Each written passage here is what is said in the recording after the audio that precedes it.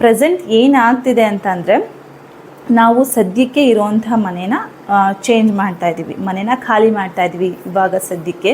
ನನ್ನ ಮಗುಗೆ ಕುತ್ಕೊಂಡು ಹಾಲು ಕುಡಿಸೋದಕ್ಕೂ ಕೂಡ ನಾವು ಮನೆಗೆ ಒಂದು ಚಾಪೆ ಕೂಡ ಇರಲಿಲ್ಲ ನಮ್ಮ ಮನೇಲಿ, ಆಯಿತಾ.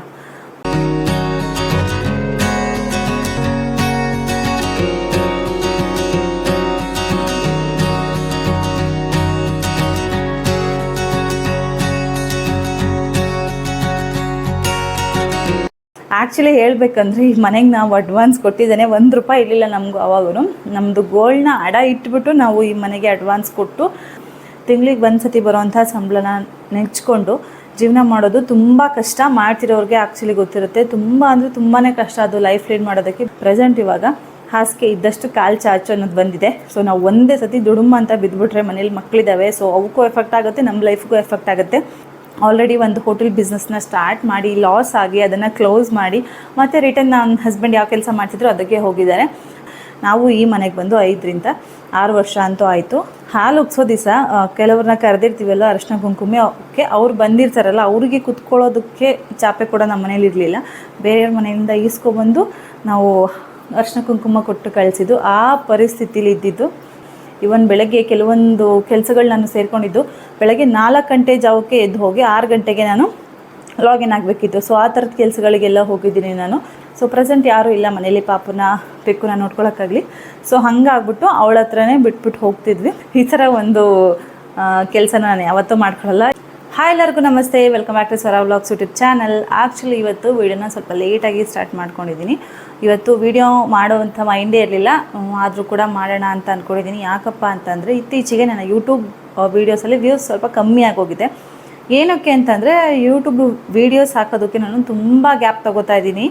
ಸೊ ಜಾಸ್ತಿ ಗ್ಯಾಪ್ ಆಯಿತು, 7 ದಿವಸ 8 ದಿವಸ 9 ದಿವಸ 11 ದಿವಸದವರೆಗೂ ಗ್ಯಾಪ್ ಆಯಿತು. ಸೊ ಹಾಗಾಗಿ ಯೂಟ್ಯೂಬ್ ವೀಡಿಯೋಸ್ ಕೆಲವೊಂದು ಈಗ ರೀಸೆಂಟಾಗಿ ಹಾಕಿರೋ ವೀಡಿಯೋಸ್ ಸ್ವಲ್ಪ ಡೌನ್ ಆಗ್ತಾಯಿದೆ. ಸೊ ಇನ್ಮೇಲೆ ರೆಗ್ಯುಲರಾಗಿ ವೀಡಿಯೋ ಹಾಕಿದ್ರೆ ಸ್ವಲ್ಪ ಪೇಜ್ ಪಿಕಪ್ ಆಗ್ಬೋದು ಚಾನಲ್ ಅಂತ ಅಂದ್ಕೊಂಡು ರೆಗ್ಯುಲರಾಗಿ ವೀಡಿಯೋ ಹಾಕಲೇಬೇಕು ಅಂದ್ಬಿಟ್ಟು ಸ್ವಲ್ಪ ಟೈಮ್ ಇಲ್ಲ ಇವಾಗ, ಆದರೂ ಕೂಡ ವೀಡಿಯೋನ ಮಾಡ್ತಾಯಿದ್ದೀನಿ. ಆ್ಯಂಡ್ ಇವತ್ತಿನ ವೀಡಿಯೋ ಯಾವುದಕ್ಕೆ ರಿಲೇಟೆಡ್ ಆಗಿರುತ್ತೆ ಅಂತ ಅಂದರೆ, ಆ್ಯಕ್ಚುಲಿ ತುಂಬ ಜನ ಕೇಳ್ತಿದ್ರಿ ಅಲ್ವಾ, ಯಾಕೆ ವೀಡಿಯೋಸ್ ಮಾಡ್ತಿಲ್ಲ, ಲೇಟ್ ಆಗ್ತಾಯಿದೆ ವ್ಲಾಗ್ಸ್ ಬರೋದು, ವ್ಲಾಗ್ಸ್ಗೋಸ್ಕರ ವೆಯ್ಟ್ ಮಾಡ್ತಾಯಿದ್ದೀವಿ, ವ್ಲಾಗ್ಸ್ ಮಾಡಿ ಡೈಲಿ ವ್ಲಾಗ್ಸ್ ಹಾಕಿ ಅಂತ. ಬಟ್ ನಾನು 1-2 ವೀಡಿಯೋದಲ್ಲಿ ಹೇಳಿದ್ದೆ, ಏನು ಎತ್ತಾ ಇದೆಲ್ಲದ್ರ ಬಗ್ಗೆ ನಾನು ಹೇಳ್ತೀನಿ ಅಂತ ಹೇಳಿದೆ ಅಲ್ವಾ. ಸೊ ಆ ಟೈಮ್ ಇವಾಗ ಬಂದಿದೆ ಅನಿಸುತ್ತೆ ಆ್ಯಕ್ಚುಲಿ. ಸೊ 1-2 ವೀಡಿಯೋಸಲ್ಲಿ ನಾನು ಹೇಳಿದ್ದೆ, ಆಯಿತಾ. ನೆಕ್ಸ್ಟ್ ಸ್ಟೆಪ್ ತಗೋತಾ ಇದ್ದೀವಿ. ಇವಾಗ ಏನಿದ್ದೀವಿ ಪ್ರೆಸೆಂಟ್, ಅದಕ್ಕಿಂತ ಒಂದು ಹೆಚ್ಚೆ ಮುಂದೆ ಹೋಗೋಣ, ನಾವೇ ಫ್ಯೂಚರಲ್ಲಿ ಸ್ವಲ್ಪ ಏನಾದರೂ ಮಾಡ್ಕೊಳ್ಳೋಣ ಅನ್ನೋ ಒಂದು ನಿರ್ಧಾರ ತಗೋತಾ ಇದ್ದೀವಿ. ಇದೇ ರೀತಿ ತುಂಬ ಅಂದರೆ ತುಂಬ ಜನ ಏನು ಗೊತ್ತಾ, ಮಂತ್ಲಿ ಪೇಮೆಂಟ್ಗೆ ನಂಬಿಕೊಂಡು ಲೈಫ್ ಲೀಡ್ ಮಾಡ್ತಾ ಇದ್ದಾರೆ. ನಾವು ಕೂಡ ಅಷ್ಟೇ ತುಂಬ ವರ್ಷದಿಂದ ಹಾಗೆ ಮಾಡ್ಕೊಂಡು ಬಂದಿರೋದು ನನ್ನ ಪ್ರೆಸೆಂಟ್ ಇವಾಗಲೂ ಕೂಡ. ಸೊ ಇದಕ್ಕೆಲ್ಲ ಒಂದು ಸ್ಟಾಪ್ ಇರಬೇಕು. ಬಿಕಾಸ್ ಒಂದು ಫ್ಯಾಮಿಲಿ, ರೌಂಡೆಡ್ ಫ್ಯಾಮಿಲಿ ಆದಮೇಲೆ, ಇವಾಗ ನಾನು, ನನ್ನ ಹಸ್ಬೆಂಡ್, ನನ್ನ ಮಗಳು, ಮಗ 4 ಜನ ಆದಮೇಲೆ ಈ ಥರ ಬ್ಯಾಂಗ್ಳೂರು ಸಿಟಿಯಲ್ಲಿ ತಿಂಗಳಿಗೆ ಒಂದು ಸತಿ ಬರೋವಂಥ ಸಂಬಳನ ನೆಚ್ಕೊಂಡು ಜೀವನ ಮಾಡೋದು ತುಂಬ ಕಷ್ಟ. ಮಾಡ್ತಿರೋರಿಗೆ ಆ್ಯಕ್ಚುಲಿ ಗೊತ್ತಿರುತ್ತೆ, ತುಂಬ ಅಂದರೆ ತುಂಬಾ ಕಷ್ಟ ಅದು ಲೈಫ್ ಲೀಡ್ ಮಾಡೋದಕ್ಕೆ. ಬಿಕಾಸ್ ತುಂಬ ಕಮಿಟ್ಮೆಂಟ್ಸ್ಗಳಿರುತ್ತೆ. ಸೊ ಹಳ್ಳಿ ಥರ ಅಲ್ಲ ಲೈಫ್ ಸ್ಟೈಲು ಸಿಟಿಯಲ್ಲಿ. ಹಳ್ಳಿಲಾದರೆ ಏನೋ ಒಂದು ಟೈಮಿಗೆ ಇಲ್ಲ ಅಂದರೂ ಕೂಡ ಅಡ್ಜಸ್ಟ್ ಆಗೋಗ್ಬಿಡುತ್ತೆ. ಬಟ್ ಸಿಟಿಲಿ ಹಾಗಿಲ್ಲ. ₹1 ಏನೋ ಅಂದರೆ ಒಂದು ಕನಿಷ್ಠ ಒಂದು ಕರ್ಬೇವಿನ ಸೊಪ್ಪಿನ ಎಲೆ ಕೂಡ ನಾವು ದುಡ್ಡು ಕೊಟ್ಟು ಕೊಂಡ್ಕೊಂಡೇ ಬರಬೇಕು. ಸೊ ಅಂಥ ಸಿಚುಯೇಷನಲ್ಲಿ ಬ್ಯಾಂಗ್ಳೂರಲ್ಲಿ ಒಂದು ದಿವಸ ನಾವು ಕೆಲಸ ಮಾಡಿಲ್ಲ ಅಂದರೆ ಲೈಫ್ ಲೀಡ್ ಮಾಡೋದು ತುಂಬಾ ಕಷ್ಟ ಆಗಿಬಿಡುತ್ತೆ. ಸೊ ಈ ಥರ ಸಿಚುಯೇಷನ್ ಇದ್ದಾಗ ನಾವು ಕೂಡ ಲೈಫಲ್ಲಿ ಸ್ವಲ್ಪ ಗ್ರೋತ್ ಆಗಬೇಕು, ಹೀಗೆ ಇದ್ದರೆ ಆಗಲ್ಲ ಅಂದ್ಬಿಟ್ಟು ಸೊ ನಾವು ನೆಕ್ಸ್ಟ್ ಸ್ಟೆಪ್ ಇಡ್ತಾ ಇದ್ದೀವಿ ಅನ್ನೋದು ಒಂದು ವೀಡಿಯೋದಲ್ಲಿ ಶೇರ್ ಮಾಡ್ಕೊಂಡಿದ್ದೆ. ಸೊ ಕೆಲವೊಂದಿಬ್ಬರು ಗೆಸ್ಟ್ ಮಾಡಿ ಕಮೆಂಟ್ ಮಾಡಿದ್ರಿ, ಕೆಲವೊಬ್ಬರು ಕಾರ್ ತಗೋತಾ ಇದ್ದೀರಾ ಹೊಸದಾಗಿ ಅಂತ ಹೇಳಿದರು. ಇಲ್ಲ, ಇರೋದೇ ಕಾರ್ ಇದೆ ನಮ್ಮ ಹತ್ರ. ಸೊ ಕಾರ್ ಪ್ರೆಸೆಂಟ್ ನಮಗೆ ಬೇಡ. ಇನ್ನೊಂದಿಬ್ಬರು ಹೇಳಿದ್ರಿ ಬಿಸ್ನೆಸ್ ಸ್ಟಾರ್ಟ್ ಮಾಡ್ತಾ ಇದ್ದೀರಾ ಮೇಡಮ್ ಅಂತ. ಸೊ ಆ್ಯಕ್ಚುಲಿ ಅದೊಂದು ಸ್ವಲ್ಪ ನಿಜ, ಹೌದು. ಆಲ್ರೆಡಿ ಒಂದು ಹೋಟೆಲ್ ಬಿಸ್ನೆಸ್ನ ಸ್ಟಾರ್ಟ್ ಮಾಡಿ ಲಾಸ್ ಆಗಿ ಅದನ್ನು ಕ್ಲೋಸ್ ಮಾಡಿ ಮತ್ತು ರಿಟರ್ನ್ ನನ್ನ ಹಸ್ಬೆಂಡ್ ಯಾವ ಕೆಲಸ ಮಾಡ್ತಿದ್ರು ಅದಕ್ಕೆ ಹೋಗಿದ್ದಾರೆ. ಸೊ ಪ್ರೆಸೆಂಟ್ ನಾವು ಮತ್ತೆ ಒಂದು ಹೊಸ ಬಿಸ್ನೆಸ್ ಸ್ಟಾರ್ಟ್ ಮಾಡೋಣ ಅಂತ ಅನ್ಕೋತಾ ಇದ್ದೀವಿ. ಸೊ ಅದಕ್ಕೆಲ್ಲ ಪ್ರಿಪ್ರೇಷನ್ ನಡೀತಾ ಇದೆ. ಸೊ ಹಾಗಾಗಿ ವ್ಲಾಗ್ಸ್ ಮಾಡಿ ಅದಕ್ಕೋಸ್ಕರ ಟೈಮ್ ಕೊಟ್ಟು ನೆಕ್ಸ್ಟು ಮನೆ ಮಕ್ಕಳು ಅಡುಗೆ ಊಟ ಇದೆಲ್ಲ ಇದ್ದಿದ್ದೆಲ್ಲ ಕಾಮನು. ಸೊ ಅದರಿಂದ ವ್ಲಾಗ್ಸ್ಗಳು ಶೂಟ್ ಮಾಡ್ಕೊಳ್ಳೋದಕ್ಕಾಗ್ತಿಲ್ಲ, ಆಯಿತಾ. ಸೊ ಫೋನೇ ಮುಟ್ಟೋದಕ್ಕೆ ಇಲ್ಲ, ಟೈಮ್ ಇಲ್ಲ. ಅದರಲ್ಲಿ ಕೆಲವೊಂದು ಮಿನಿ ವ್ಲಾಗ್ಸ್ನ ಆಗಾಗ ಹಾಕ್ತಿರ್ತೀನಿ. ಹೀಗೆ ಬಿಟ್ಬಿಟ್ರೆ ಇನ್ಸ್ಟಾಗ್ರಾಮು ಕೂಡ ಹೋಗ್ಬಿಡುತ್ತೆ, ಫಾಲೋವರ್ಸು ತುಂಬ ಕಮೆಂಟ್ಸ್ ಬರುತ್ತೆ. ಸೊ ತುಂಬ DMs ಬರುತ್ತೆ, ಯಾಕೆ ವ್ಲಾಗ್ ಸ್ಟಾರ್ಟ್ ಮಾಡಿದರೆ ಹೇಳಿ ಅಂತ. ಸೊ ಹಾಗೋ ಈಗ 2-3 ಡೇಸ್ ಒಂದು ಮಿನಿ ವ್ಲಾಗು ಅದು ಇದು ಆ ಥರದ್ದೆಲ್ಲ ಹಾಕ್ತಿರ್ತೀನಿ. ಸೊ ಇವತ್ತು ಅದು ಹೇಳೋ ಟೈಮ್ ಬಂದಿದೆ. ಏನು ಗೊತ್ತಾ, ಏನು ಸ್ಟಾರ್ಟ್ ಮಾಡ್ತಿದ್ದೀವಿ ಅನ್ನೋದನ್ನು ನಾನು ನೆಕ್ಸ್ಟ್ ಅಪ್ಕಮಿಂಗ್ ಬ್ಲಾಗ್ಸಲ್ಲಿ ನಿಮಗೆ ಗೊತ್ತಾಗತ್ತೆ, ಅದನ್ನು ಹೇಳ್ತೀನಿ ಆಯಿತಾ. ಪ್ರೆಸೆಂಟ್ ಏನಾಗ್ತಿದೆ ಅಂತಂದರೆ, ನಾವು ಸದ್ಯಕ್ಕೆ ಇರೋವಂಥ ಮನೇನ ಚೇಂಜ್ ಮಾಡ್ತಾಯಿದ್ದೀವಿ, ಮನೇನ ಖಾಲಿ ಮಾಡ್ತಾಯಿದ್ವಿ ಇವಾಗ ಸದ್ಯಕ್ಕೆ. ಇದು ಒಂದು ಸ್ವಲ್ಪ ಬೇಜಾರಿನ ವಿಷಯನೇ, ಸ್ವಲ್ಪ ಅಂದರೆ ಸ್ವಲ್ಪ ಜಾಸ್ತಿನೇ ಬೇಜಾರು. ನಾವು ಇವಾಗಿರೋವಂಥ ಮನೆಗೆ ಬಂದು ಆಲ್ಮೋಸ್ಟ್ ನಾವು ಫಸ್ಟ್ ಕೊರೋನಾ ಟೈಮಲ್ಲಿ ಬಂದಿದ್ದು ಆಯಿತಾ. ಫಸ್ಟ್ ಕೊರೋನಾ 19 ಅಂದರೆ 19, 20, 21, 22, 23, 24, 25 ಒಂದು 5ರಿಂದ 6 ವರ್ಷ ಆಯಿತು ಈ ಮನೆಗೆ ಬಂದು. ನಾವು ಈ ಮನೆಗೆ ಬಂದು 5ರಿಂದ 6 ವರ್ಷ ಅಂತೂ ಆಯಿತು. ಸೊ ಈಗ ಈ ಮನೇನ ಖಾಲಿ ಮಾಡೋದು ತುಂಬ ಕಷ್ಟ. ಈಗ ನನ್ನ ಮಗ ಕ್ರಿಶ್ ಎಷ್ಟಿದ್ದಾನೆ, ಹಾಲು ಕುಡಿಯೋ ಪಾಪು. ಪೆಕ್ಕುಮ್ಮನ ಕರ್ಕೊಂಡು ನಾವು ಈ ಮನೆಗೆ ಬಂದಾಗಲೂ ಕೂಡ ಅವಳು ಅಷ್ಟೇ ಜಸ್ಟ್ ಫೀಡಿಂಗ್ ಬಿಟ್ಟಿದ್ದಿದ್ದು ಮಗು ಅವಳು. ಸೊ ಈ ಮನೇಲಿ ತುಂಬ ಅಂದರೆ ತುಂಬಾ ಮೆಮೊರೀಸ್ ಇದೆ. ನಾವು ಪ್ರೆಸೆಂಟ್ ಈ ಮನೆಗೆ ಬಂದಾಗ ಯಾವ ರೀತಿ ಸಿಚುಯೇಷನ್ ಇತ್ತು ಅಂದರೆ ನಿಜವಾಗ್ಲೂ ನಂಬೋದೇ ಇಲ್ಲ, ಹೌದಾ ಅಂತ ಅನ್ಕೋತೀರಾ. ನನ್ನ ಮಗುಗೆ ಕುತ್ಕೊಂಡು ಹಾಲು ಕುಡಿಸೋದಕ್ಕೂ ಕೂಡ ನಾವು ಮನೆಗೆ ಒಂದು ಚಾಪೆ ಕೂಡ ಇರಲಿಲ್ಲ ನಮ್ಮ ಮನೇಲಿ ಆಯಿತಾ. ಒಂದು ಚಾಪೆ ಕೂಡ ಇರಲಿಲ್ಲ. ಕೆಲವೊಂದು ಪಾತ್ರೆ ಸಾಮಾನುಗಳನ್ನ ನಾವು ಬ್ಯಾಗಲ್ಲಿ ಹಾಕ್ಕೊಂಡು ತೊಗೊಂಡು ಅಷ್ಟೇ ಬಂದಿದ್ದು ನಮ್ಮ ಮನೆಗೆ. ಏನು ನೋಡ್ತಿದ್ರೆ ಇದು ಏನೂ ಇಲ್ಲ. ನಾನು, ನನ್ನ ಹಸ್ಬೆಂಡು, ನನ್ನ ಮಗಳು ಹಾಲು ಉಗ್ಸೋ ದಿವಸ ಕೆಲವ್ರನ್ನ ಕರೆದಿರ್ತೀವಲ್ಲ ಅರಿಶಿನ ಕುಂಕುಮಕ್ಕೆ, ಅವ್ರು ಬಂದಿರ್ತಾರಲ್ಲ ಅವ್ರಿಗೆ ಕುತ್ಕೊಳ್ಳೋದಕ್ಕೆ ಚಾಪೆ ಕೂಡ ನಮ್ಮ ಮನೇಲಿ ಇರಲಿಲ್ಲ. ಬೇರೆಯವ್ರ ಮನೆಯಿಂದ ಈಸ್ಕೊಬಂದು ನಾವು ಅರಿಶಿನ ಕುಂಕುಮ ಕೊಟ್ಟು ಕಳಿಸಿದ್ದು. ಆ ಪರಿಸ್ಥಿತಿಲಿ ಇದ್ದಿದ್ದು ತುಂಬ ವರ್ಷ ಆಗಿಲ್ಲ. ಕೆಲವರು ಅನ್ಕೋಬಿಟ್ಟಿದ್ದಾರೆ ಏನು ದೊಡ್ಡ ಸಾಧನೆ ಮಾಡಿಲ್ಲ ಬಿಡೋ ಅಂತ. ನಮಗೆ ಇದು ಸ್ವಲ್ಪ ದೊಡ್ಡ ಸಾಧನೆನೇ. ಏನೂ ಇಲ್ಲದೇ ಇರೋ 0 ಪರಿಸ್ಥಿತಿಯಿಂದ ಯಾರೋ ತುಂಬ ಜನ ಹೌದು ಸ್ಟ್ರಗಲ್ ಮಾಡ್ತಾರೆ, ನಾವು ಒಬ್ಬರೇ ಅಂತ ಹೇಳೋದಿಲ್ಲ. ಆ ಪರಿಸ್ಥಿತಿಯಿಂದ ಇವಾಗ ನನ್ನ ಮಕ್ಕಳು, ನನ್ನ ಹಸ್ಬೆಂಡು, ನಾನು ಎಲ್ಲ ಮನೇಲಿ ಚೆನ್ನಾಗಿರಬೇಕು ಅಂತ ಪ್ರತಿಯೊಂದೂ ನಾವು ಕಳಿಸಿದ್ದೀವಿ. ಸೊ ಈ ಮಟ್ಟಕ್ಕೆ ಬರೋದು ಸ್ವಲ್ಪ ಕಷ್ಟನೇ ಹೌದು. ಈ ಲೆವೆಲಲ್ಲಿದ್ದು ಇದಕ್ಕಿಂತ ಮೇಲೆ ಹೋಗೋದು ಸ್ವಲ್ಪ ಈಸಿ. ಏನೂ ಇಲ್ದಿರ ಸ್ವಲ್ಪ ಕೆಳಗಡೆ, ತುಂಬ ಕೆಳಗಡೆ ಮಟ್ಟದಿಂದ ಈ ಲೆವೆಲ್ಗೆ, ಒಂದು ಮಿನಿಮಮ್ ಲೆವೆಲ್ಗೆ ಬರೋದು ತುಂಬ ಅಂದರೆ ತುಂಬಾ ಕಷ್ಟ. ಈ 5-6 ವರ್ಷದಲ್ಲಿ ತುಂಬಾ ಸ್ಟ್ರಗಲ್ ಬಿದ್ದಿದ್ದೀವಿ ನಾನು, ನನ್ನ ಹಸ್ಬೆಂಡು. ಪ್ರೆಸೆಂಟ್ ಇವಾಗ ನಾನು ಆಫ್ಟರ್ ಡೆಲಿವರಿ ಟೈಮು ಅಥವಾ ನನ್ನ ಪ್ರೆಗ್ನೆನ್ಸಿ ಕನ್ಫರ್ಮ್ ಆದಮೇಲೆ ನಾನು ಕೆಲಸಕ್ಕೆ ಹೋಗದೆ ಮನೇಲಿರೋದು. ಸೊ ಅದರಿಂದ ನಾನು ಮನೇಲೇ ಇದ್ಕೊಂಡು ಏನಾದರೂ ದುಡಿಬೇಕು ಅಂದ್ಬಿಟ್ಟು ಈ ವ್ಲಾಗ್ಸ್ ಎಲ್ಲ ಸ್ಟಾರ್ಟ್ ಮಾಡ್ಕೊಂಡಿದ್ದಾಯ್ತು. ಅದಕ್ಕಿಂತ ಮುಂಚೆ ನಾನು ಪ್ರತಿನಿತ್ಯ ಕೆಲಸಕ್ಕೆ ಹೋಗ್ತಾಯಿದ್ದೆ. ಇವನ್ ಬೆಳಗ್ಗೆ ಕೆಲವೊಂದು ಕೆಲಸಗಳು ನಾನು ಸೇರಿಕೊಂಡಿದ್ದು ಬೆಳಗ್ಗೆ 4 ಗಂಟೆ ಜಾವಕ್ಕೆ ಎದ್ದು ಹೋಗಿ 6 ಗಂಟೆಗೆ ನಾನು ಲಾಗಿನ್ ಆಗಬೇಕಿತ್ತು. ಸೊ ಆ ಥರದ ಕೆಲಸಗಳಿಗೆಲ್ಲ ಹೋಗಿದ್ದೀನಿ ನಾನು.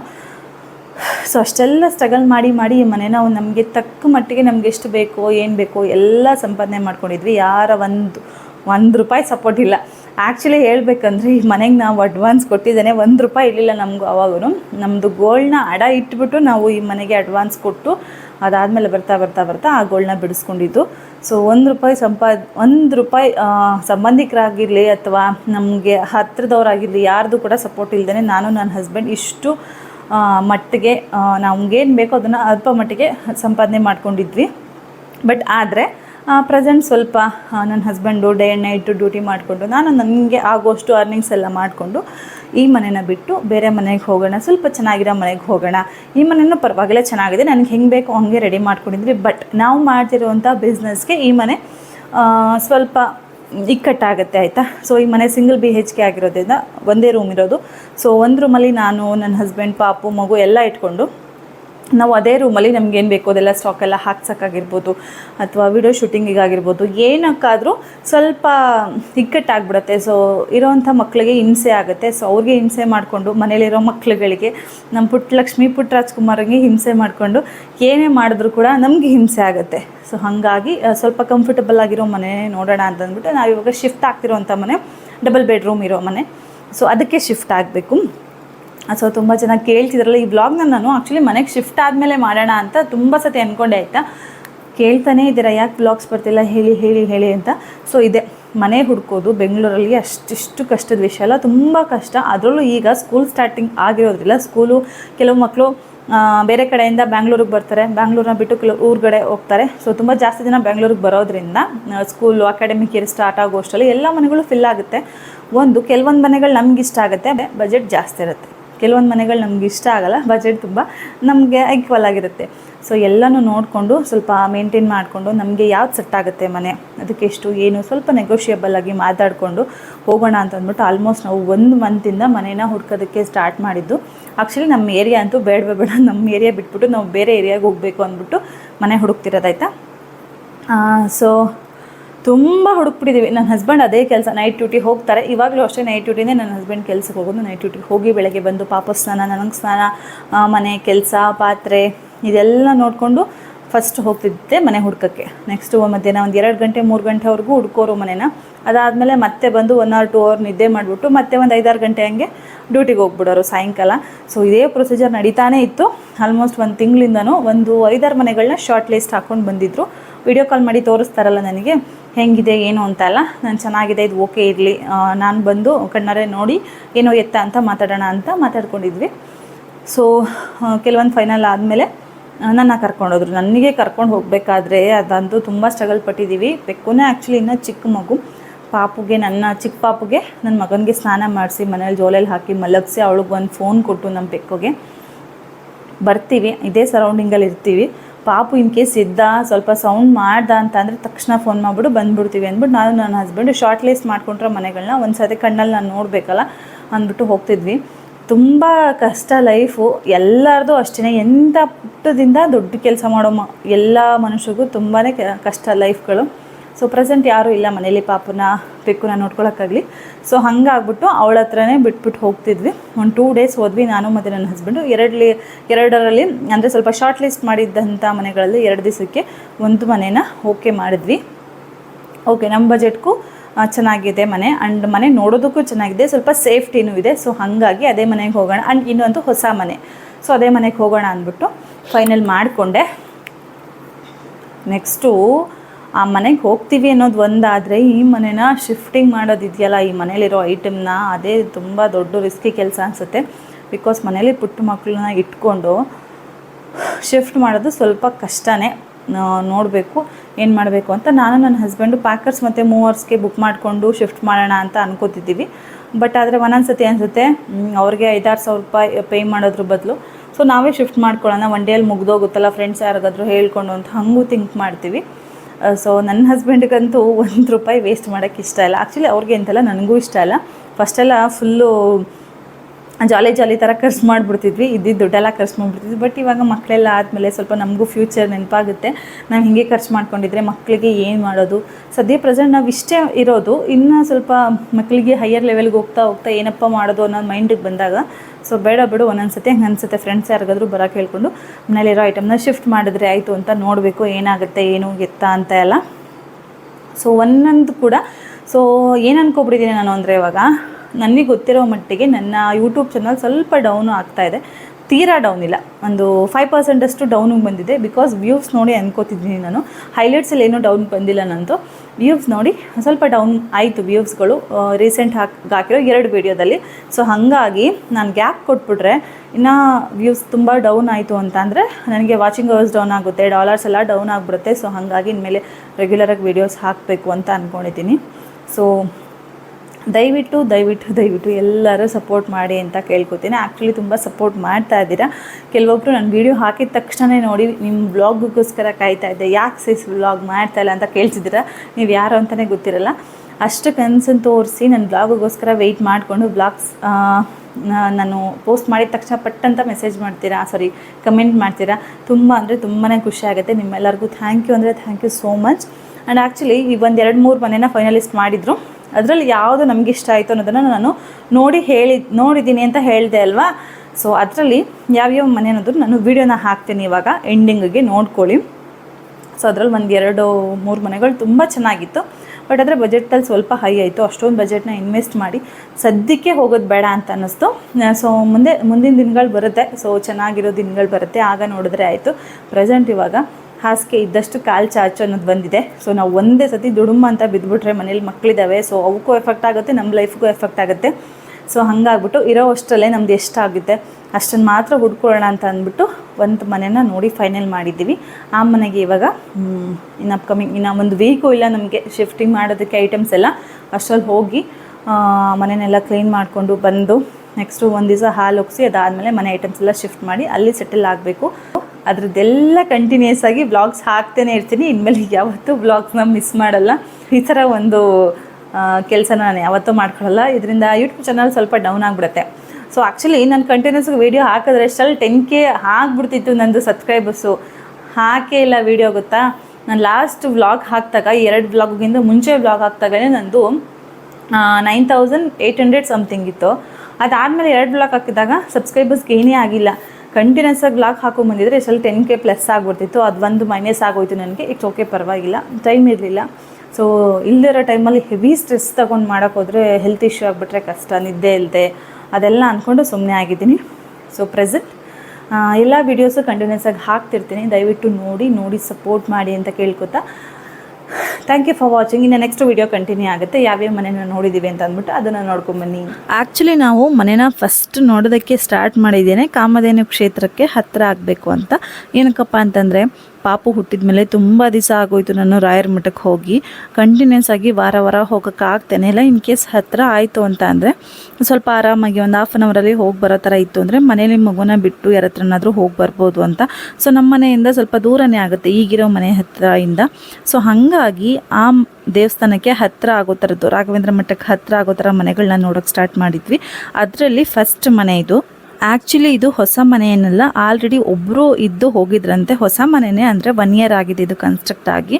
ಒಬ್ಬರು ಇದ್ದು 7 month್ಗೇನೋ ಖಾಲಿ ಮಾಡಿದ್ರಂತೆ. ಖಾಲಿ ಮಾಡಿ ಇನ್ನೂ 1 week ಕೂಡ ಆಗಿಲ್ಲ ಅಂತ ಅಂದ್ಬಿಟ್ಟು ಹೇಳಿದರು. ಬೋರ್ಡ್ ಹಾಕಿದ್ರು ಆ್ಯಕ್ಚುಲಿ.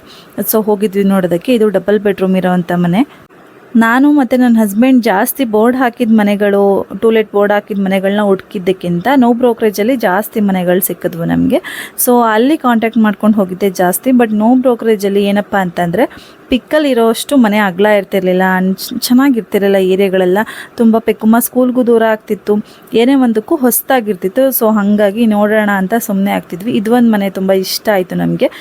ಏರಿಯಾ ಕೂಡ ತುಂಬ ಪ್ರಶಾಂತವಾಗಿತ್ತು. ಆ್ಯಂಡ್ ರಾಘವೇಂದ್ರ ಮಠಕ್ಕೆ ತುಂಬ ಅಂದರೆ ತುಂಬಾ ನಿಯರ್ ಬೈ ಇತ್ತು ಇದು. ನೆಕ್ಸ್ಟ್ ಬಂದುಬಿಟ್ಟು ಇದು ಸೆಕೆಂಡ್ ಒನ್ ಮನೆ. ಇದು ಅದೇ ಲೇಔಟಲ್ಲಿ ಸಿಕ್ಕಿದ ಮನೆ ನಮಗೆ. ಬಟ್ ಈ ಮನೆ ಸ್ವಲ್ಪ ಹಳೆ ಮನೆ ಥರ ಇತ್ತು. ಅಂದರೆ ಸ್ವಲ್ಪ ಹಳೇದೇ ಆಗಿತ್ತು. ಪೇಂಟ್ ಆಗಿದ್ರು ಕೂಡ ಅಷ್ಟು ಲುಕ್ಕಾಗಿ ಕಾಣಿಸ್ತಿರ್ಲಿಲ್ಲ. ಆ್ಯಂಡ್ ದೇವ್ರ ಮನೆಗೆ ಮೇನ್ ಇದಕ್ಕೆ ಡೋರ್ ಇರಲಿಲ್ಲ. ನಾನು ಪ್ರತಿ ಹೋಗಿದ್ದ ಮನೆಯಲ್ಲೂ ಮೊದಲು ನೋಡ್ತಿದ್ದಿದ್ದು ದೇವ್ರ ಮನೆ. ಬಿಕಾಸ್ ರಾಯರ್ ಫೋಟೋ ಇಡೋದಕ್ಕೆ ಸ್ವಲ್ಪ ಮುಚ್ಚುಮರೆ ಇರೋ ಥರ. ಬಿಕಾಸ್ ನಮ್ಮ ಹೆಣ್ಮಕ್ಳಲ್ವ, ಹಾಗಾಗಿ ದೇವ್ರ ಮನೆ ಚೆನ್ನಾಗಿರಬೇಕು, ಡೋರ್ ಇರಬೇಕು, ಸ್ವಲ್ಪ ಒಳಗಡೆ ಆದಂಗೆ ಇರಬೇಕು ಅಂತ ನೋಡ್ತಾ ಇದ್ದೆ. ಬಟ್ ಇದು ಕಿಚನ್ಗೆ ಹತ್ರನೇ ಇತ್ತು. ಸೊ ನಾವೇನಾದರೂ ನಾನ್ ವೆಜ್ ಮಾಡಿದ್ರೆ ಅಥವಾ ಆ ಕಡೆ ಓಡಾಡ್ತಿದ್ರೆ ಇದಕ್ಕೆ ಸ್ವಲ್ಪ ಏನೂ ಇಲ್ಲ, ಕರ್ಟನ್ ಹಾಕಿದ್ರೆ ಅಷ್ಟು ಚೆನ್ನಾಗಿ ಕಾಣೋದಿಲ್ಲ. ಸೊ ಹಾಗಾಗಿ ನೋಡೋಣ ಅಂತ ಅಂದ್ಕೊಂಡು ಬಂದಿದ್ವಿ. ಈ ಮನೆ ನನಗೇನು ಅಷ್ಟು ಲೈಕ್ ಆಗಲಿಲ್ಲ. ಬಟ್ ನನ್ನ ಹಸ್ಬೆಂಡ್ಗೆ ತುಂಬ ಇಷ್ಟ ಆಯಿತು. ಏನಕ್ಕಪ್ಪ ಅಂತಂದರೆ ಒಂದು ನನ್ನ ಮಗಳು ಸ್ಕೂಲ್ಗೆ ತುಂಬಾ ಹತ್ತಿರ ಆಗುತ್ತೆ. ರಾಯರ ಮಠಕ್ಕೂ ಸ್ವಲ್ಪನೇ ನಿಯರ್ ಬೈ ಇರೋದು, ಒಂದು 5 minutes ಇಲ್ಲ ಅಷ್ಟು ಹತ್ತಿರ ಇತ್ತು. ಸೊ ಹಾಗಾಗಿ ಬಟ್ ನನಗೆ ದೇವ್ರ ಮನೆ ಚೆನ್ನಾಗಿಲ್ಲ ಅಂದ್ಬಿಟ್ಟು ಇಷ್ಟ ಆಗಲಿಲ್ಲ. ನೆಕ್ಸ್ಟ್ ಬಂದಿದ್ದು ಈ ಮನೆಗೆ. ಆ್ಯಕ್ಚುಲಿ ಈ ಮನೆ ಬಂದುಬಿಟ್ಟು ನೋ ಬ್ರೋಕ್ರೇಜಲ್ಲಿ ಡಬಲ್ ಬೆಡ್ರೂಮ್ ಅಂತ ಹಾಕಿದ್ರು. ಇಲ್ಲಿ ಬಂದು ನೋಡಿದಾಗ ಇದು ಸಿಂಗಲ್ BHK ಇತ್ತು. ಅಂದರೆ ಒಂದೇ ಬೆಡ್ರೂಮ್ ಇದ್ದಿದ್ದು. ಅದು ಕೂಡ ಗ್ರೌಂಡ್ ಫ್ಲೋರಲ್ಲಿ ಇದ್ದಿದ್ದು ಮನೆ. ನಾವು ಆಲ್ಮೋಸ್ಟ್ ನೋಡಿದ ಮನೆಗಳೆಲ್ಲ ಜಾಸ್ತಿ ಗ್ರೌಂಡ್ ಫ್ಲೋರಲ್ಲಿ ಇದ್ದಿದ್ದು ಮನೆಗಳೇ ನೋಡಿದ್ದು. ಬಿಕಾಸ್ ಪೆಕ್ಕುಮ್ಮ ಚಿಕ್ಕವಳಿದ್ದಾಗ ನಾವು ಈ ಮನೆಗೆ ಬಂದ್ವಲ್ಲ, ಇದು ಕೂಡ ಗ್ರೌಂಡ್ ಫ್ಲೋರು ನಾವು ಇವಾಗಿರೋದು. ಅವಳಿಗೆ ಆಟ ಆಡೋಕ್ಕೆಲ್ಲ ಚೆನ್ನಾಗಿರಬೇಕು, ಮೆಟ್ಲ ಹತ್ರ ಎಲ್ಲ ಇದ್ದರೆ ಸರಿಯಾಗಲ್ಲ, ಫಸ್ಟ್ ಫ್ಲೋರ್ ಸೆಕೆಂಡ್ ಫ್ಲೋರ್ ಎಲ್ಲ ಇದ್ದರೆ ಅಂದ್ಬಿಟ್ಟು ಗ್ರೌಂಡ್ ಫ್ಲೋರ್ ಮನೆಗಳನ್ನೇ ನಾವು ಜಾಸ್ತಿ ಹುಡುಕ್ತಿದ್ದು. ಈ ಮನೆಗೂ ಅದೇ ರೀಸನಿಂದ ಬಂದಿದ್ದು. ಇವಾಗ ಚಿಕ್ಕ ಪಾಪು ಇದನ್ನೆಲ್ಲ ಕ್ರೇಶ್, ಇವಾಗ ಸದ್ಯಕ್ಕೆ ನಾವು ಹೋಗೋ ಮನೇನ ಬೇಗ ಖಾಲಿ ಮಾಡಲ್ಲ. ಸೊ ಅವನಿಗೂ ಸ್ವಲ್ಪ ಮಂಡಿಗಾಲು ಅಥವಾ ಹೆಜ್ಜೆ ಬಂತು ಅಂತ ಅಂದರೆ ಮೆಟ್ಲ ಹತ್ರದಿಂದ ಹತ್ತಕ್ಕೆ ಹೋಗಿ ಇಳಿಯಕ್ಕೆ ಹೋಗಿ ಬಿದ್ದುಬಿಟ್ರೆ ಕಷ್ಟ. ಗ್ರೌಂಡ್ ಫ್ಲೋರ್ ಆದರೆ ಎಲ್ಲದಕ್ಕೂ ಸೂಕ್ತ ಆಗುತ್ತೆ ಅಂದ್ಬಿಟ್ಟು ಅದನ್ನೇ ನೋಡ್ತಾ ಇದ್ವಿ. ನೆಕ್ಸ್ಟ್ ಬಂದ್ಬಿಟ್ಟು ಇದೊಂದು ಮನೆ. ಈ ಮನೆ ಅಂತೂ ನನಗೂ ತುಂಬ ಇಷ್ಟ ಆಯಿತು, ನನ್ನ ಹಸ್ಬೆಂಡ್ಗೂ ತುಂಬ ಇಷ್ಟ ಆಯಿತು. ಬಟ್ ಬಜೆಟಲ್ಲಿ ಸ್ವಲ್ಪ ಅಲ್ಲ, ನಮಗಿಂತ ಸ್ವಲ್ಪ ಹೈ ಕಾಸ್ಟ್ಲಿನೇ ಇತ್ತು ಈ ಮನೇನೂ ಅಷ್ಟೇ. ತುಂಬ ಅಂದರೆ ತುಂಬ ಇಷ್ಟ ಆಯಿತು ನನಗೆ. ಒಂದು ರೂಮು ಸೈಡಿಗೆ ಕೊಟ್ಟಿದ್ದಾರೆ. ಸಡನ್ನಾಗಿ ಯಾರಾದರೂ ಬಂದರೆ ಕಾಣಿಸೋದಿಲ್ಲ ಆ ರೂಮ್ ಎಲ್ಲಿದೆ ಅಂತ ಅಂದ್ಬಿಟ್ಟು. ಕಿಚನಿಂದ ಎಂಟ್ರೆನ್ಸ್ ಇತ್ತು. ಸೊ ಪಾಪುನ ಮಲಗಿಸ್ಕೊಳ್ಳೋದಕ್ಕೆ ಅಥವಾ ಪಾಪುನ ಏನಾದರೂ ಜೋಲೆಲ್ಲ ಕಟ್ಟೋದಕ್ಕೆ ನಾನು ಕಿಚನಲ್ಲಿ ಇದ್ದೆ ಅಂತ ಅಂದರೆ ಇದು ಆರಾಮ್ಸೆ ರೂಮು ಸರಿಯಾಗತ್ತೆ ಅಂತ ಅನ್ನಿಸ್ತು. ಆ್ಯಂಡ್ ದೇವ್ರ ಮನೆ ಕೂಡ ತುಂಬ ಚೆನ್ನಾಗಿದೆ. ದೇವ್ರ ಮನೆ ಕೂಡ ಯಾರಾದರೂ ಸಡನ್ನಾಗಿ ಬಂದರೆ ದೇವ್ರ ಮನೆಗೆ ಏದಾದರೂ ನೆರಳು ಅಥವಾ ಸುಳು ಬೀಳುತ್ತೆ ಅಂತ ಅಂತಾರಲ್ಲ, ಸೊ ಅದೆಲ್ಲ ಬೀಳಲ್ಲ. ದೇವ್ರ ಮನೆ ಸೈಡಿಗಿದೆ ಆಯಿತಾ. ಆ್ಯಂಡ್ ಪೂರ್ವ ದಿಕ್ಕಿಗೆ ನಾವು ನಿಂತ್ಕೊಂಡು ಪೂಜೆ ಮಾಡೋ ಥರ ಇದೆ. ಇದು ಕೂಡ ನನಗೆ ಇಷ್ಟ ಆಯಿತು. ಆ್ಯಂಡ್ TV ಯೂನಿಟ್ ತುಂಬ ಹೊಸದಾಗಿ ಯೂನಿಕಾಗಿ ಚೆನ್ನಾಗಿತ್ತು, ಅದು ಇಷ್ಟ ಆಯಿತು. ಆ್ಯಂಡ್ ಡಬಲ್ ಬೆಡ್ರೂಮ್ ಆದರೂ ಕೂಡ ಇದು ಬಂದುಬಿಟ್ಟು ಸಿಂಗಲ್ ಟಾಯ್ಲೆಟ್ ಇದ್ದಿದ್ದು. ಓಕೆ ಅಂತ ಅನ್ನಿಸ್ತು. ಆ್ಯಂಡ್ ಈಗ ಪ್ರೆಸೆಂಟ್ ಬ್ಯಾಂಗ್ಳೂರಲ್ಲಿ ಯಾವುದಾದ್ರೂ ಹೊಸದಾಗಿ ಕನ್ಸ್ಟ್ರಕ್ಷನ್ ಆಗಿರೋ ಮನೆಗಳು ಅಂತಂದರೆ ಆಲ್ಮೋಸ್ಟ್ ಎಲ್ಲ ಮನೆಗಳಲ್ಲೂ ಬೆಡ್ರೂಮಲ್ಲಿ ಕಬೋರ್ಡ್ ಸಿಸ್ಟಮ್ ಇದ್ದೇ ಇರುತ್ತೆ. ಆ್ಯಂಡ್ TV ರ್ಯಾಕ್ ಅಥವಾ TV ಯೂನಿಟ್ ಸಿಸ್ಟಮ್ ಕೂಡ ಇದ್ದೇ ಇರುತ್ತೆ. ಆಲ್ಮೋಸ್ಟ್ ನಾವು ನೋಡಿದ ಮನೆಗಳಲ್ಲಿ ಎಲ್ಲ ಕೂಡ ಅದೇ ರೀತಿ, ಅಂದರೆ ಸೆಮಿ ಫರ್ನಿಚರ್ಸ್ಡ್ ಮನೆಗಳಿರ್ತಾವಲ್ಲ ಅದೇ ರೀತಿ ಸಿಕ್ಕಿದ್ದು ನಮಗೆ. ಆ್ಯಂಡ್ ಇನ್ನೊಂದು ಏನು ಅಂದರೆ ಇನ್ನೂ ಒಂದು 2-3 ಮನೆಗಳದ್ದು ವೀಡಿಯೋ ಇತ್ತು. ಬಟ್ ಆದರೆ ತುಂಬ ದಿವಸದಿಂದ ಹಿಂದೆನೇ ಮಾಡ್ಕೊಂಡಿದ್ದು ವೀಡಿಯೋಗಳಲ್ವ, ಸೊ ಸ್ಟೋರೇಜ್ ಫಿಲ್ ಆಗುತ್ತೆ ಅಂದ್ಬಿಟ್ಟು ಕೆಲವೊಂದು ವೀಡಿಯೋಗಳ ಮಧ್ಯದಲ್ಲಿ ಅದು ಕೂಡ ಡಿಲೀಟ್ ಲೇಟ್ ಆಗ್ಬಿಡುತ್ತೆ. ಸೊ ಏನೂ ಮಾಡೋಕ್ಕಾಗಲ್ಲ. ಇವಾಗ ವೀಡಿಯೋಗೆ ಆ ವಿಡಿಯೋನ ಅಟ್ಯಾಚ್ ಮಾಡೋಣ ಮನೆಗಳ ವೀಡಿಯೋ ಅಂತ ನೋಡಬೇಕಾದ್ರೆ ಫೈಂಡ್ ಔಟ್ ಆಗಿತ್ತು ಆ ಹಳೆ ಮನೆಗಳದೆಲ್ಲ ವೀಡಿಯೋಗಳು ಹೋಗ್ಬಿಟ್ಟಿದೆ, ವೀಡಿಯೋ ಮಾಡ್ಕೊಂಬಂದಿದ್ವಲ್ಲ ಅದು ಅಂತ ಅಂದ್ಬಿಟ್ಟು. ಸೊ ಇದ್ದಿದ್ದು ಎಷ್ಟು ಇದೆ 3 ಮನೆಗಳ ವೀಡಿಯೋ ಇದ್ದಿದ್ದು ಅದನ್ನು ಮಾತ್ರ ಹಾಕ್ತಿದ್ದೀನಿ. ಆ್ಯಂಡ್ ಈ ಮನೆ ಇರೋದು ಗ್ರೌಂಡ್ ಫ್ಲೋರ್ ಅಲ್ಲ, ಫಸ್ಟ್ ಫ್ಲೋರಲ್ಲಿ. ಇನ್ನೊಂದು ಏನಪ್ಪ ಅಂತಂದರೆ ಈ ಮನೆಗೆ ಸೇಫ್ಟಿ ಥರ ಗ್ರಿಲ್ ಇದೆ ಔಟ್ಸೈಡಿಂದ, ಆಯಿತಾ. ಸೊ ಇದು ಒಂದು ನನಗೆ ಸಖತ್ ಇಷ್ಟ ಆಯಿತು. ಸೊ ಮಕ್ಕಳು ಇಬ್ಬರಿರೋದ್ರಿಂದ ತುಂಬ ಸೇಫ್ಟಿಯಾಗಿರುತ್ತೆ. ಸೊ ಹಾಗಾಗಿ ಚೆನ್ನಾಗಿದೆ ಅಲ್ವಾ ಅಂತ ನೋಡ್ಕೊಂಡ್ವಿ. ಬಟ್ ನಾನು ಆಗಲೇ ಹೇಳ್ದಂಗೆ ಇದು ಸ್ವಲ್ಪ ಅಮೌಂಟ್ ಜಾಸ್ತಿ ಆಯಿತು ನಮಗೆ. ನೋಡಬೇಕು. ಇದು ಬಿಟ್ಟು ಇನ್ನೂ ಒಂದು 2-3 ಮನೆಗಳಿತ್ತು, ಅದು ಕೂಡ ತುಂಬ ಚೆನ್ನಾಗಿತ್ತು. ಇದೇ ರೀತಿ ಎಲ್ಲ ಸೆಮಿ ಫರ್ನಿಚರ್ಸ್ಡ್ ಮನೆಗಳನ್ನೇ ನೋಡಿದ್ದಲ್ವ. ಸೊ ಗಾಳಿ ಬೆಳಕು ಚೆನ್ನಾಗಿರೋ ಮನೆಗೆ ಹೋಗಬೇಕು ಅಂದ್ಬಿಟ್ಟು ಹುಡುಕ್ತಾ ಇದ್ವಿ. ಬಟ್ ಅದ್ರದ್ದು ಪಿಕ್ಸ್ ಏನೂ ಇಲ್ಲ. ಫೈನಲಿ ನಾವು ಯಾವ ಮನೆ ಸೆಲೆಕ್ಟ್ ಮಾಡಿದ್ವಿ, ಯಾವ ಮನೆಗೆ ಹೋಗ್ತಿದ್ವಿ ಅನ್ನೋದೆಲ್ಲ ನೆಕ್ಸ್ಟ್ ಕಂಟಿನ್ಯೂಷನಲ್ಲಿ ವ್ಲಾಗ್ಸಲ್ಲಿ ಹಾಕ್ತಾ ಇರ್ತೀನಿ. ಸೊ ಮಿಸ್ ಮಾಡಿದೆ ವ್ಲಾಗ್ಸ್ನ ನೋಡ್ತಾ ಇರಿ. ಹಾಗೆ ಇನ್ನೇನು ಈ ವಾರಾಂತ್ಯದಲ್ಲಿ ನಮ್ಮ ಹಳೆ ಮನೆ ಋಣ ನಮಗೆ ತೀರುತ್ತೆ, ಹೊಸ ಮನೆ ಋಣ ಸ್ಟಾರ್ಟ್ ಆಗುತ್ತೆ ಅಂತ ಹೇಳ್ತಾ ಈ ವಿಡಿಯೋನ ಇಲ್ಲಿಗೆ ಎಂಡ್ ಮಾಡ್ತಾ ಇದ್ದೀನಿ. ಯಾರೆಲ್ಲ ಲಾಸ್ಟ್ವರೆಗೂ ವಿಡಿಯೋನ ನೋಡಿದ್ದೀರಾ ನಿಮ್ಮೆಲ್ಲರಿಗೂ ಥ್ಯಾಂಕ್ ಯು ಸೋ ಮಚ್. ದಯವಿಟ್ಟು ನನ್ನ ಚಾನಲ್ಗೆ ಹೀಗೆ ಸಪೋರ್ಟ್ ಮಾಡ್ತಾ ಇದ್ದೀರಿ ಅಂತ ಕೇಳ್ಕೊತಾ thank you for watching. Bye.